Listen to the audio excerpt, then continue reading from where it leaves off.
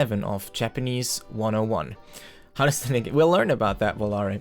So today, in this episode, let me first... Oh, before I forget, I'm going to adjust the music so that it is at the same volume as always. There we go.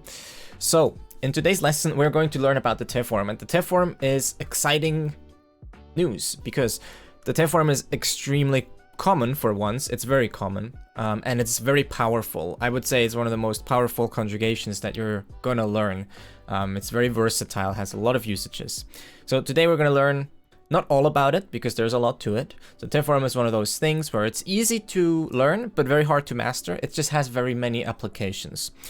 So today we're gonna hopefully get a good insight into what the te form is and how it works on a sort of a high level. And then over the course of maybe future episodes, we can dive deeper into the specific usages. So first of all, what is the te form itself? Well, it's a conjugation, right? So it's a conjugation.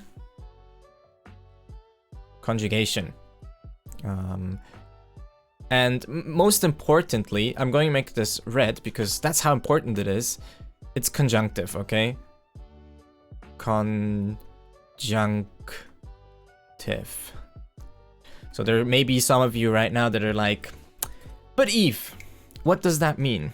And that's fair. That's a fair question because the words, grammar terms get thrown around a lot. So let's look at it, what it actually means. What does conjunctive actually mean? You can look it up online, but I'll give you sort of an overview definition plus or minus. In grammar, conjunctive just kind of means that it connects something. Okay, so generally the word conjunctive gets used within two. It's conjunctive gets used within like two contexts. Either something can be a conjunctive form of something, which means maybe a conjugation that makes something conjunctive, or some words are also called conjunctives.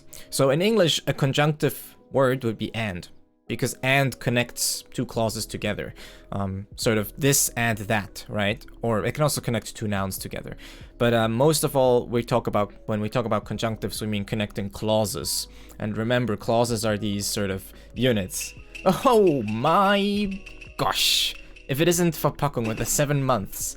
Is it 7 months already? That's crazy. Welcome back. Thank you so much. Pika OMG. Drew, but it's not showing up in chat for some reason. Not on my chat at least, but yeah. So, generally, when we mean conjunctive in this context, we mean connecting clauses.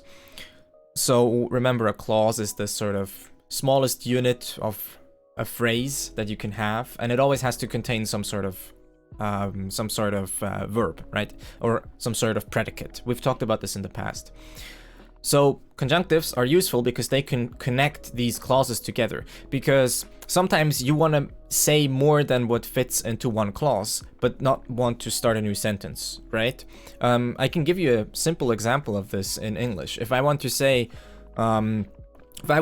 something like, I go to the zoo and then I go home. Well, I need sort of this conjunctive and because we already have two verbs in there. Because one is going to the zoo and the other is going home. Both of these are to go, but still these are two clauses, right?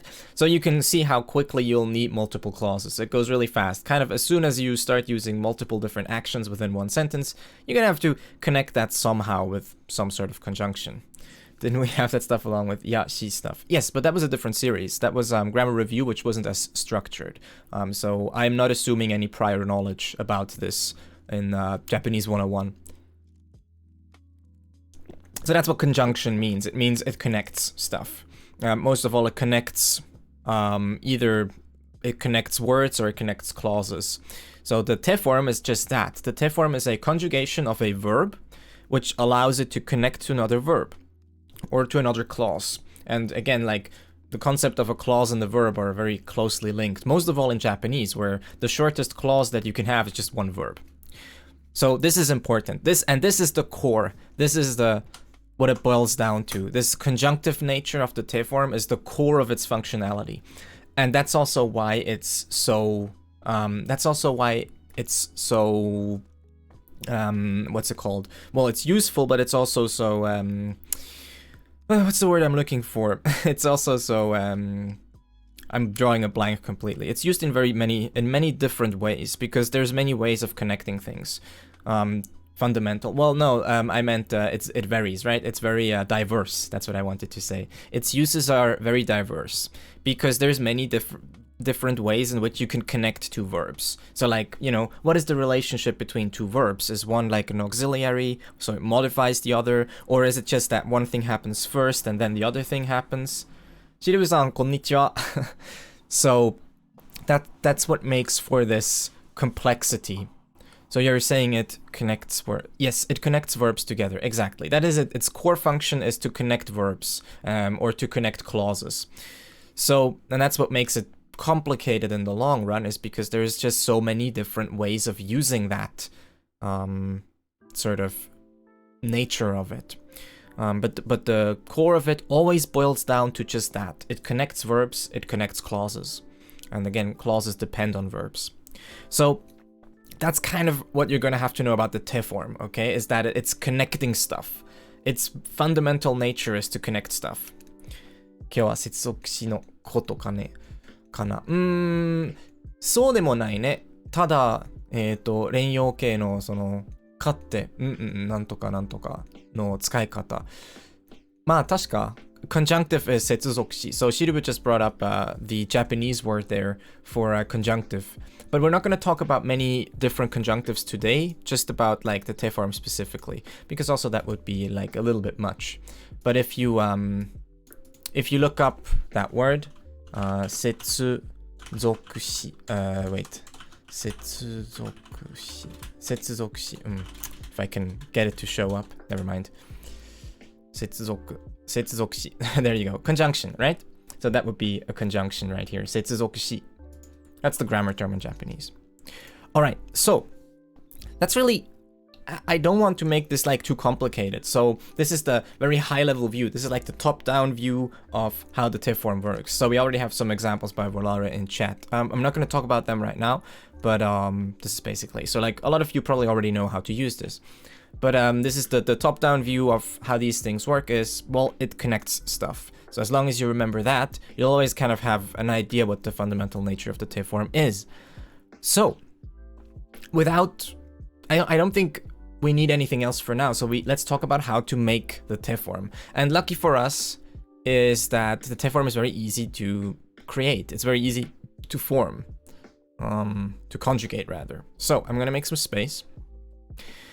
And let's look at how we make the te form. So luckily for that, I have a nice little graphic from last week's, so like the week before that, the week before last week's episode, which should be here for 5, this one. And I drag this in here. I have this nice illustration that I made. So this is from the document. So if you're interested in these documents, again, these are documents provided to the subscribers and the Patreons. But this is a little illustration that I made from the document. So if you remember when we talked about the past tense conjugation of verbs, well, this is the sort of pattern that we were looking at. Once again, this sort of explanation or this sort of reasoning has been used many times now, but here we see all the different verb endings, right? And we're talking about just dictionary form verb endings here. And so these are, right, these are the Godan verb endings. Oh, and also maybe before we go too deep into this, I should also mention, let's maybe move this down a little bit. Because these are the Godan verb endings, right? So if you have Godan, so this is Godan stuff. But then for Ichidan, obviously, Ichidan, as we know, I know Tosor isn't used to connect verbs, so yes, exactly, this is probably that. You don't use to connect verbs. So for Ichidan, the story is as often, as always, basically fairly simple, right? Ichidan, since you only have one stem, all you need to do is use the stem and then add te. And that's how you make the te form. So really, it's just the stem plus te. So for taberu, which is spelled like this, right? Ta, be. Remember for ichidan verbs, all you do to get the stem is to remove the ru. That's it, right? That's the stem. So that's the stem form of any ichidan verb is just the verb without the ru. And then all you do is add te.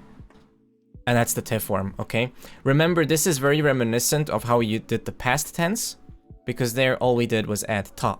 If you don't remember this, review lesson 4 and 5, okay? But there we talked about how to make the past tense. So the past tense was just a matter of adding ta. The te form is a matter of adding te instead, okay?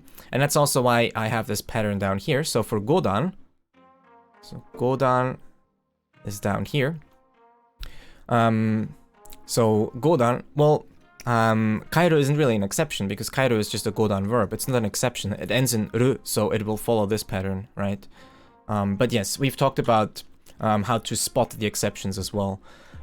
So I'm not going to talk much about like these weird verbs today. So I'm not going to talk much about like these exceptions because we talked in the past about there being exceptions to the iru eru sort of rule. But kaeru is in itself a godan verb, right? So if you look up kaeru, right? If you look up kaeru, you see it's a godan verb. So I'm just going to assume that now you sort of know that there are certain godan verbs which rhyme in iru or eru. They're godan verbs, and they're not ichidan, right? They're still godan, such as kaeru. So I'm just going to assume that you know this now because we talked about it. And as long as you know a verb is godan, then everything I say today will be true, right? As long as you remember. So kaeru is godan, so it will follow the godan conjugations. Just like we learned the past tense of kaeru is kaette, not kaetta, kaetta, not kaetta, right? There's like the little tsu in there because it follows this pattern here rather than the ichidan pattern because it's not an ichidan verb, right? That makes sense. I mean, it's not ichidan, so it doesn't follow the ichidan pattern. So any ichidan verb, you remove ru and you add te, just like you added ta for the past tense. And then for godan verbs, we have this table down here again. So again, this line represents all possible verb endings, right? This is the sort of illustration that I've used a few times now. It's quite handy. There can only be so many different endings for a verb in Japanese. These are all of them. There's no other possible endings in modern Japanese. So for the past tense, which is what's illustrated here, right? For the past tense, all you needed to do is see, okay, what does my verb end in? Assuming that it is godan, again, I need to stress this point, but we're already assuming that we're talking about a godan verb. So if it's a godan verb, and we see it ends in, for example, ru, right? Like kaeru, again, kaeru, godan verb, and it ends in ru, okay? So it fits this pattern. So then what do we do? Well, the past tense was made by changing ru into ta. So to illustrate, we would have something like, don't have that much space down here, but it's fine, I think. So we had something like kaeru, and then we would change that into kae, and then small tsu and ta, right? For this would be past tense. Well, now the matter is easy. It's a matter of changing this to a te. That's it, right? Kaette. And that's what it is like for all of these. So instead of using, right, for all of these godan verbs, instead of using ta, we just use te, and when we have da, we use de. Okay, so this is not ta, it will be te. Okay, so just replace ta with te. This won't be shita, it would be shite. This is not going to be ita, it's going to be ite. This isn't going to be ida, it's going to be ide. And lastly, this is going to be nde, right? But the pattern is exactly the same. You just replace ta with te and da with de, okay? So that's it, okay? For ichidan and godan verbs. Let's review. I'm doing this really quickly, but assuming you know the past tense, this will be super easy to learn. And if you don't know the past tense, again, review lesson 5 and 4. 4 and 5. There I explain it a little bit in detail, but if you know the past tense, this is really that simple. It's just a matter of changing that sound. The pattern is exactly the same. So, let's review once again. Ichidan verb, easy. The stem of all ichidan verbs for every situation is always just the verb without ru. And again, all ichidan verbs end in ru. They have to. So just take away the ru, you have to stem. Then add te. You can also add ta. That would be the past tense. For godan verbs, follow this pattern down here. This is what you probably, hopefully, have learned for the past tense already. Maybe you learned the te form first, and then you're using and then you're learning the past tense. That works too. It's just the reverse of what we're doing now. But basically, it's this pattern. And if you memorize this pattern, ru, tsu, u, going to ta, su, going to shita, ku, going to ita, gu, ida, and nu, mu, bu, going to nda. Again, examples for all of these, real quick. U would be kau, to buy, so it becomes katte. Tsu would be something like tatsu, to stand, so it becomes tatte with the te form. Ru, like we had kaeru, to go home, becomes kaette. Okay? Su, hanasu, becomes hanashite. Ku, something like kaku, to write something, becomes kaite. Something gu, oyogu, to swim, becomes oyoide. Numun bu, so bu, like in korobu means to fall or to trip, becomes koronde. Mu, like in nemu, well, nemu wouldn't be that great.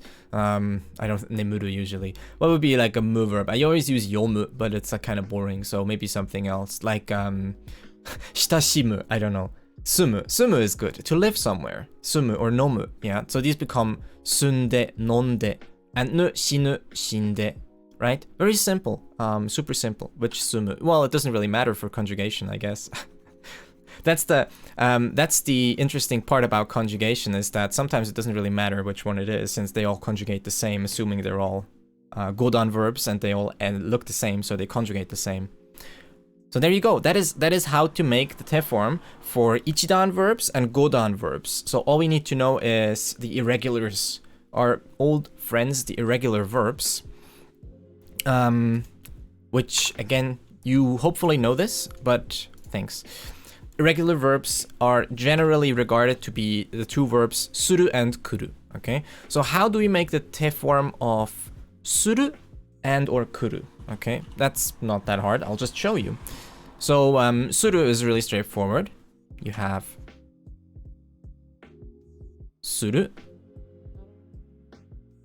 and it becomes simply shite, right? This is just, you're gonna have to remember this. But as I've said in the past, these two verbs are luckily so common that even though they're irregular, you'll learn them anyways, right? Because they're so common, you have to learn them. Shite. And kuru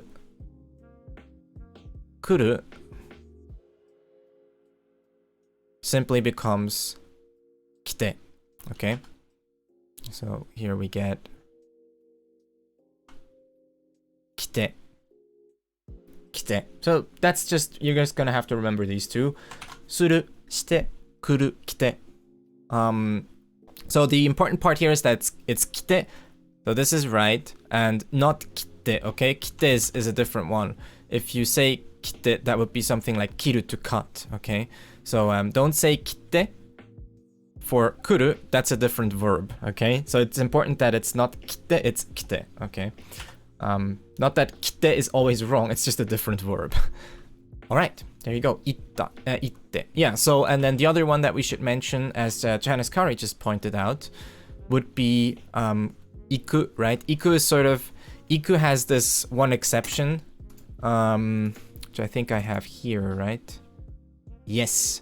So I also have a nice illustration of this one. Iku is a little exception because its past tense happens to be ita and not ita, right? So iku doesn't follow the normal pattern, because usually the pattern would be, what did I just do? Oh gosh, come back to me. Let's try that again. I don't know what I just did, but it'll be fine. So usually the pattern would suggest that since iku is a godan verb and it ends in ku, we would think that, you know, ku becomes ita, right? Or ite. So ita or ite. But that's not the case with iku. Ite. But that's sadly just not the case here. Here for iku, the past tense is ita and the te form is, the te form is itte, okay? So you have this. I'll use the kanji here because might as well. You see the furigana above. It would be itte. Itte. Okay, itte. That's basically it though.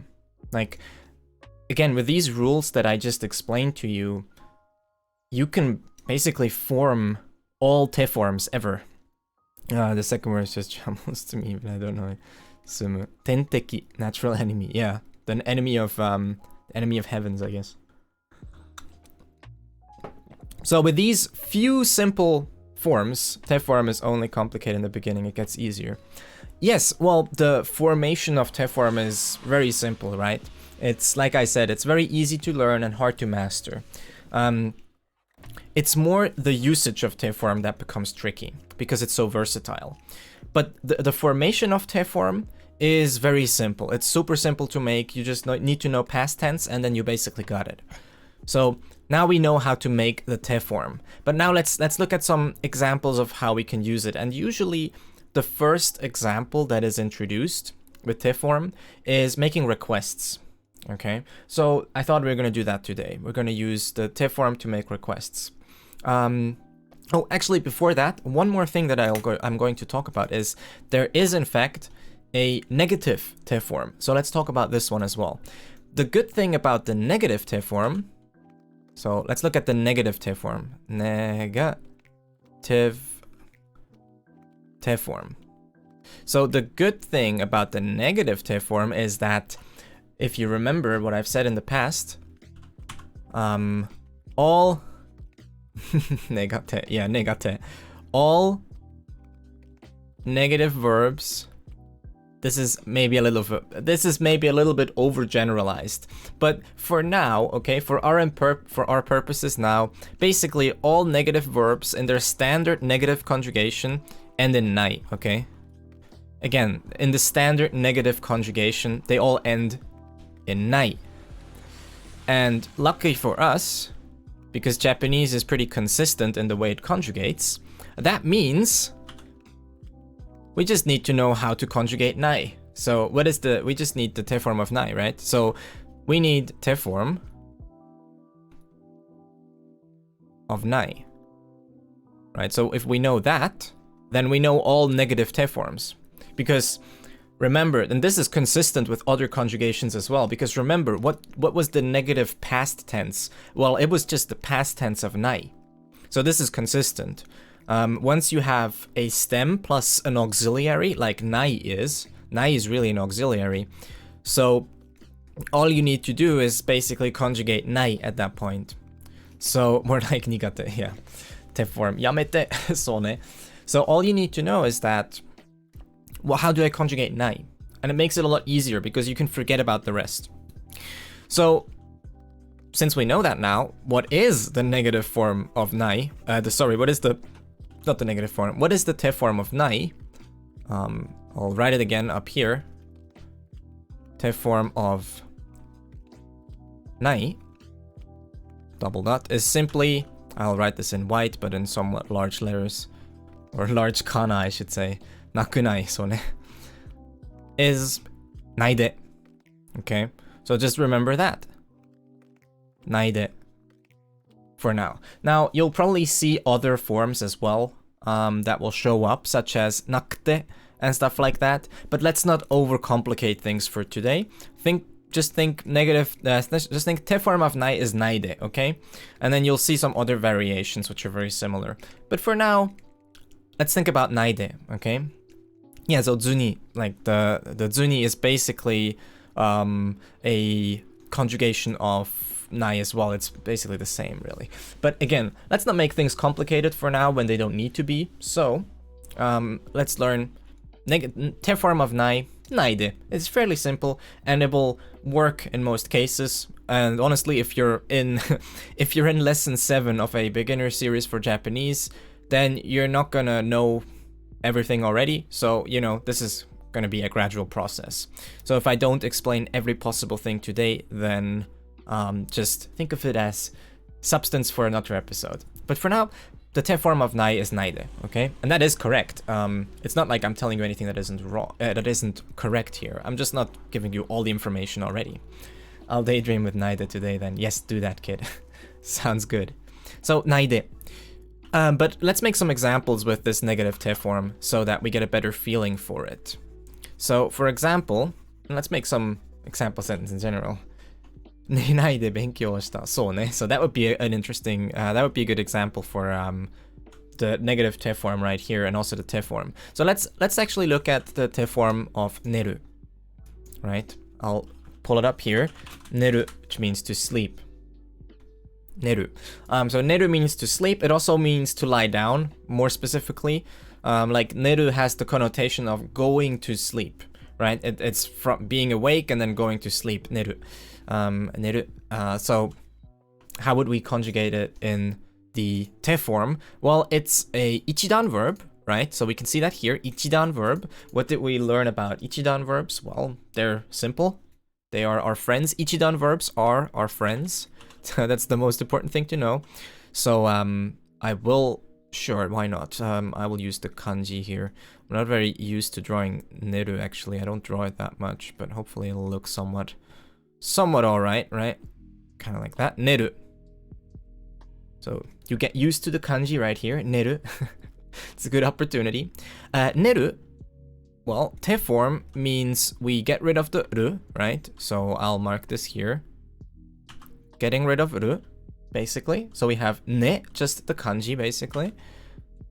And then we just add te, just like we did before. So actually, I think I'm getting the stroke order right here, right? You do these two first, and then this guy. I hope so, or else I'm wrong. Nete. Let's check it real quick so that I'm certain. I'm pretty sure that's how you do it. No, it's wrong. See, there you go. You actually do the vertical one first. All right, so let's try and do that from now on. The rest is correct though, I'm pretty sure. So yeah, the vertical one comes first. I think I was like confusing it with rishinben, which you always do like this, but yeah. Nete. That was pretty easy, right? We basically just replaced ru with te, but I mean, no one says it has to be difficult always. So now you're probably wondering, or I mean, I hope you're wondering, but Eve, what does that mean? And this is where the tricky part starts. This doesn't really mean much. I mean, it means something, but the thing is, the te form is more of a functional form rather than a form that gives a certain, like, meaning. It has a function, but the meaning sort of arises from how you make use of that function. It sounds complicated. What I mean with this is, if we look at this nete here, all we know is that it's te form. So we know it's the verb neru, and we know it's in its te form, so we know that it's probably connecting to something. And this is where the tricky part starts. It's like, okay, but how do we mean this? And so I'll teach you one usage of this specifically today, but this is where the tricky part comes in, right? So you have to sort of understand in the context, okay, I understand this is te form, I understand it's a conjunctive, but what does it connect to? What does it mean in this context?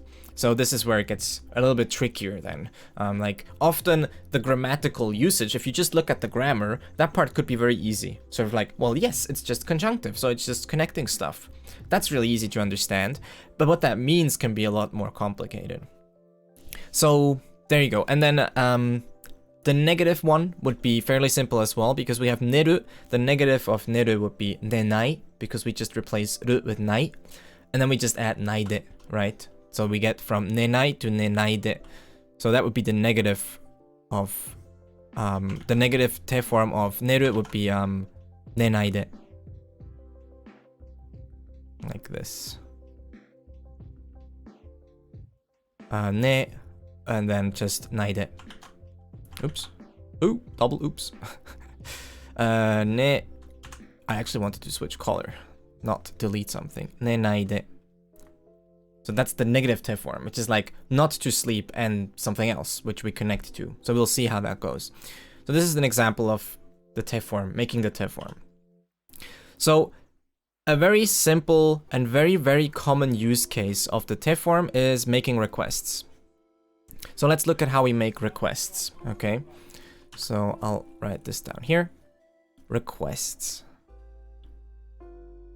Requests. Okay, I think I spelled that correctly. So if you want to make a request, what is a request? Well, it's asking someone for something or asking someone to do something.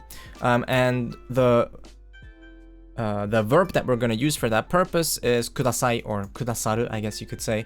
But for our purposes, let's just go with kudasai.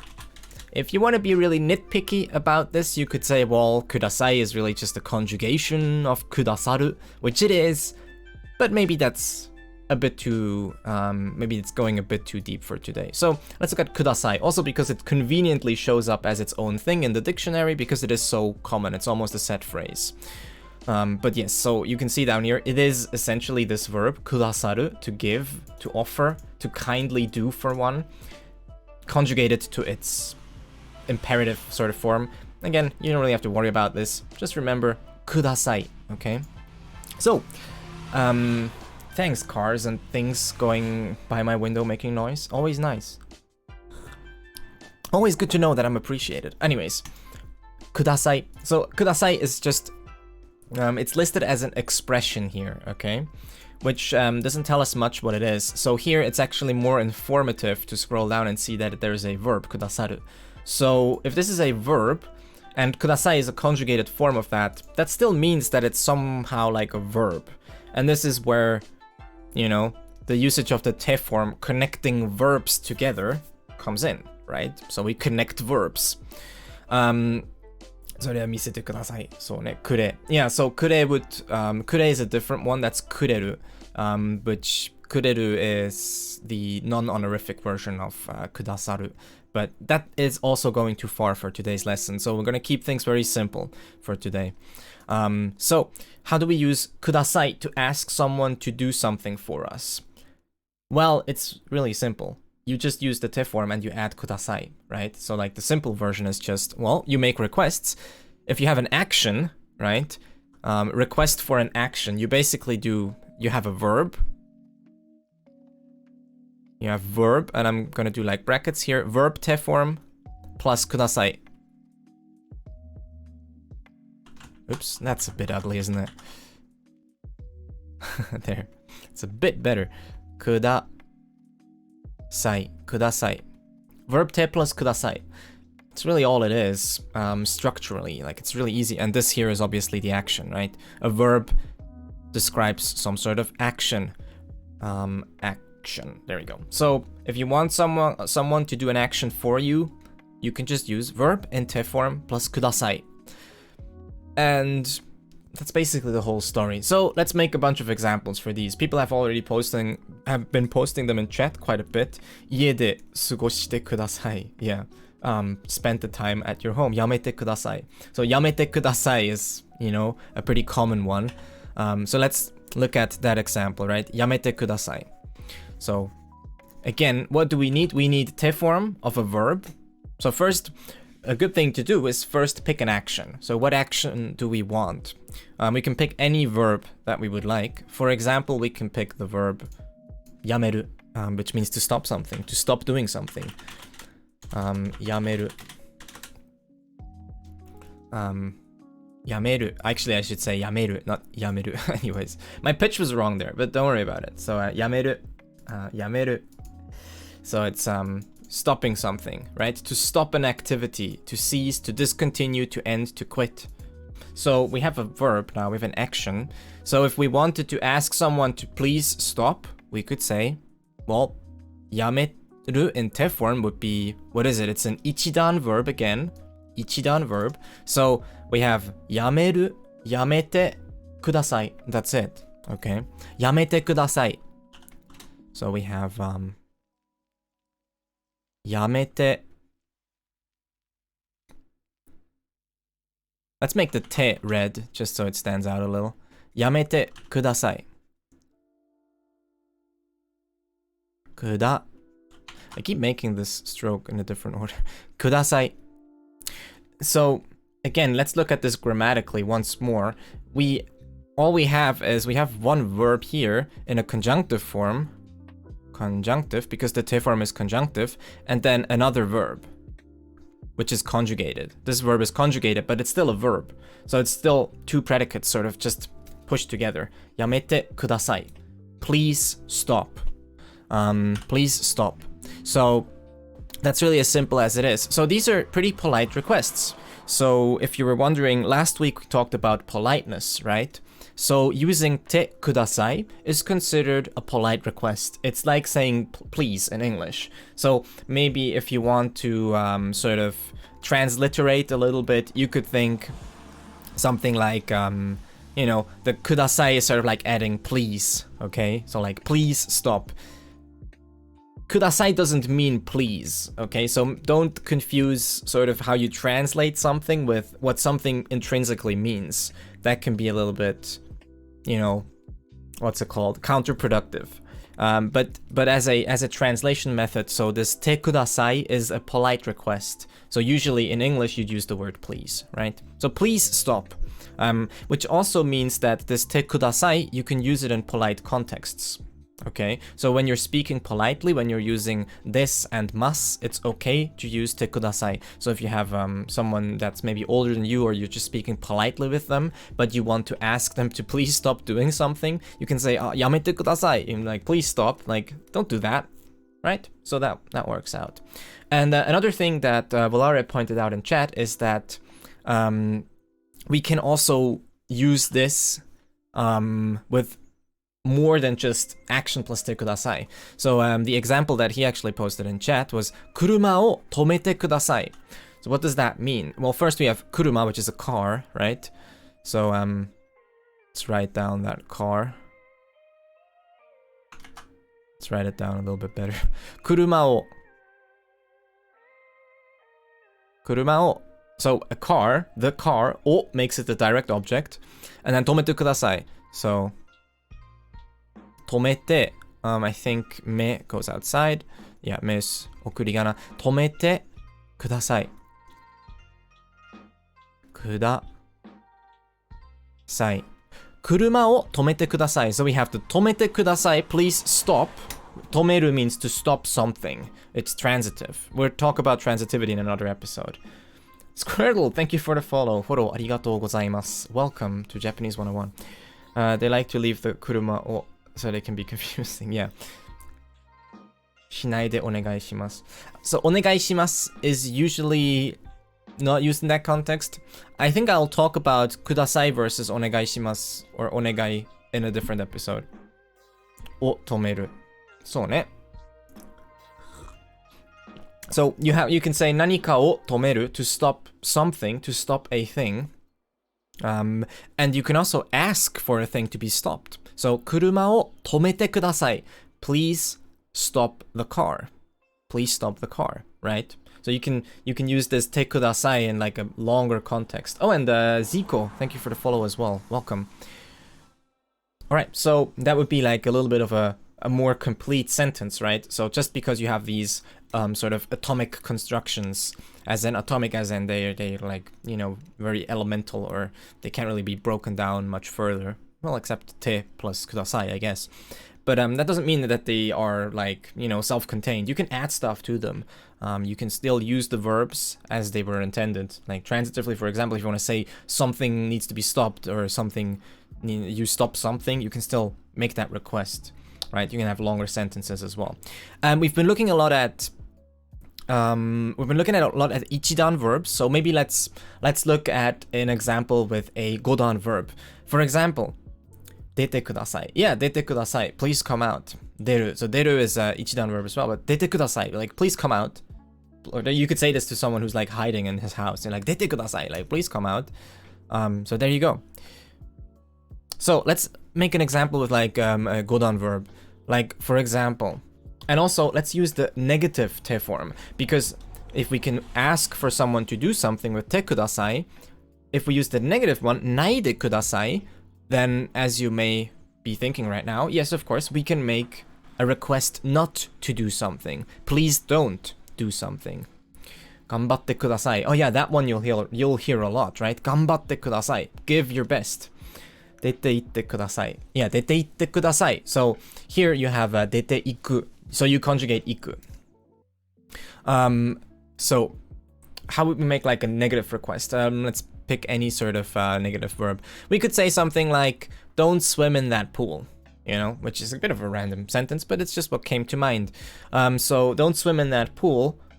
We're probably going to use some grammar here that you may not know, but bear with me. The point of the lesson is more to learn about te form and te kudasai, naide kudasai. So the rest of the grammar, I'll hopefully be able to sort of maneuver you around. Yeah, so Volare has already given us the core of the sentence, which will be oyoganaide kudasai. Okay, so that will be the core of it. So now all we need to do is add the rest, right? Which would be something like that pool, so probably something like sono. Again, so you may not have learned about sono. Actually, that'd be a good next episode. Sort of move away from the verb stuff again, but yeah. Sono pool, and then right, sono pool.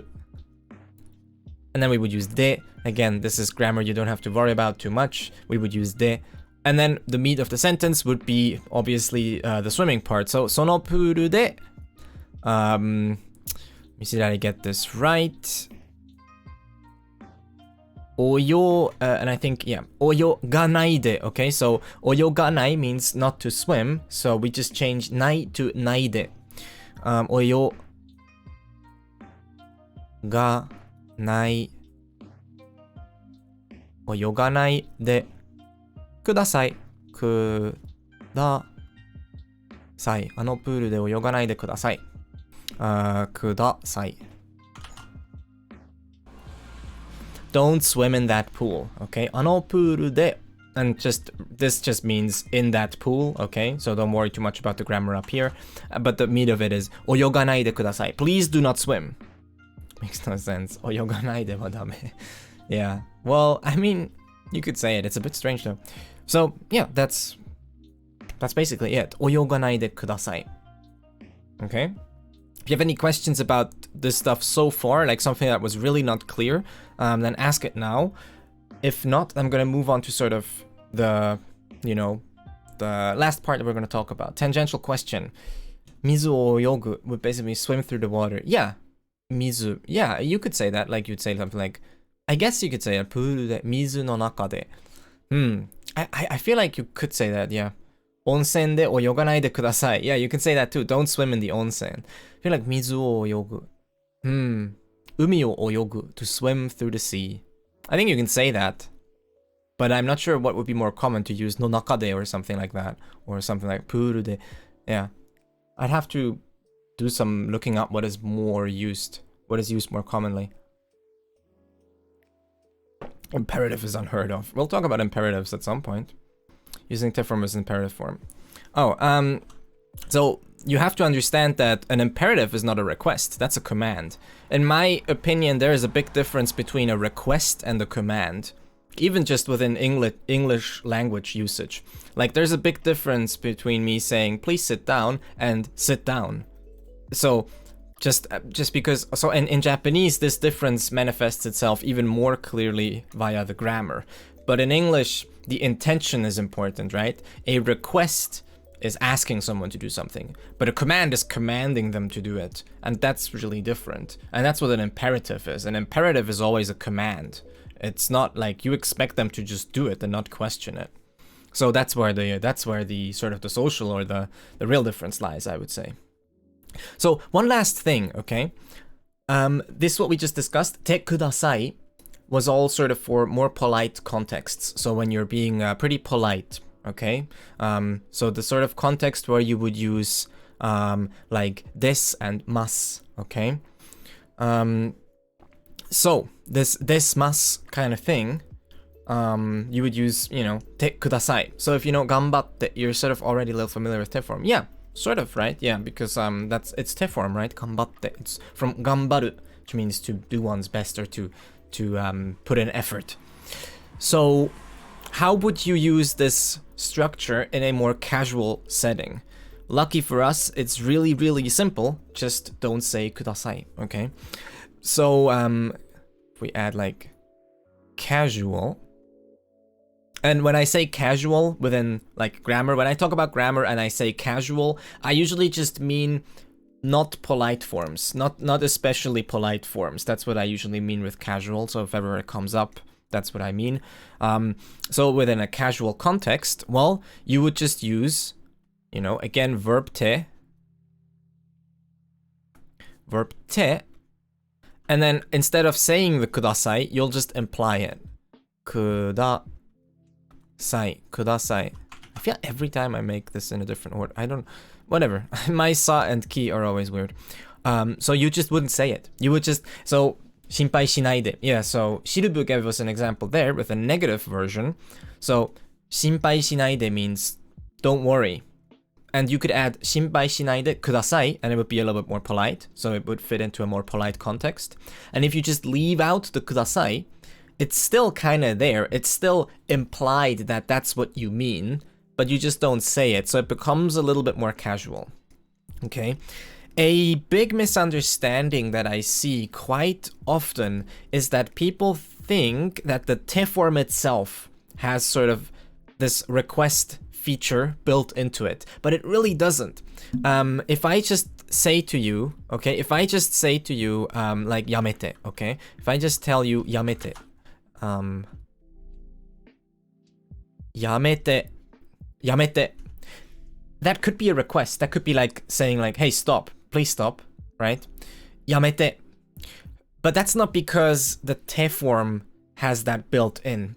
It's because the te form has one of its usages that is common is that you add kudasai as a request. Okay, kudasai. So the meaning of yamete to mean please stop comes from two places. Place number one is that we can add kudasai and then it really becomes an explicit request. And meaning number two, thing number two is the sort of way I say it. If I say it to you in a requesting or commanding tone, then it's kind of clear what I mean, right? There's a difference between yamete, which is just like I sound like a robot or whatever, or maybe there's something else coming up. Or if I tell you yamete, like stop, right? So from the tone, you can tell. Yes, you can. Nigete yo. Usually it will be like senzen. I don't know if you would say yo in that case. Run, you fools. He would say it I feel like it sounds weird, yeah. No, probably not, because yeah, usually the way you see like these requests with just te form is really just at the end of a sentence. Wow, thanks. That's amazing. Yeah, it's just at the end of a sentence. So be like yamete. Okay, so again, to stress this, I just see this very often, but I feel like it's it's really loud. They always drive by with these annoying bikes. So I feel like people say this a lot online where it's like, oh yeah, you can use the te form, it makes requests, and that's correct. It's just that's not intrinsic to the te form. I feel like that leads to confusion if you suddenly think that, oh yeah, the te form is intrinsically for making requests, when really, no, it isn't. It can be used that way, but the te form is intrinsically conjunctive. That's all it is. Intrinsically, the te form is just conjunctive. It connects things, and then that can have different ways of manifesting itself. And making requests with te kudasai is one of those ways that it manifests itself. So yeah. That's sort of what I wanted to talk about today. So you can have, again, te form formation. Let's recap, right? Te form formation is simple. You basically take the past tense and then you add te where there was a ta, and it's an engine thing. Yeah, two-stroke engine. Yeah, I guess, yeah. So you basically have a te where there was a ta, and you have a de where there was a da. So the formation of the te form is easy. Negative te form is naide, always.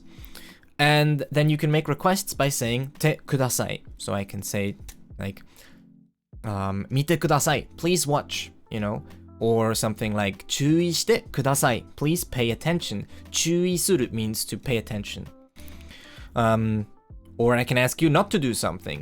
I can ask you to be like, I can ask you something like, 暴れないでください。暴らないで、暴る、暴れる、暴れる、暴らないでください。暴れないで。I need to, yeah.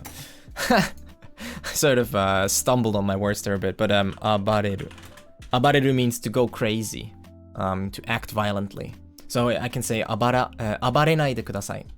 Like, please don't, you know, act violently. And casual you do. Do.